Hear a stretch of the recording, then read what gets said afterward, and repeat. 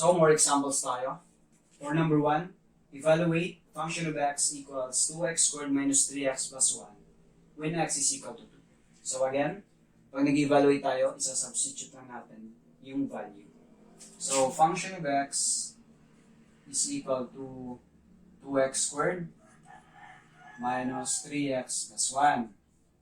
So, i-evaluate natin when x is equal to 2. Palitan lang natin ng 2 yung x. So, function of 2 is equal to 2 times 2 squared, kasi x squared siya, minus 3x ay 3 times 2 plus 1. Okay?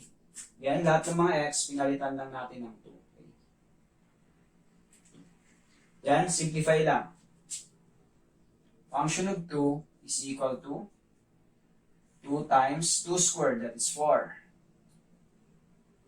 2 times 2 squared, that is 4. So 2 times 4, that is 8.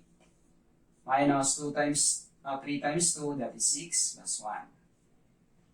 Simplify further. So simplify natin ulit. 8 minus 6, that is 2. Plus 1, that is 3. Therefore, function of 2 is equal to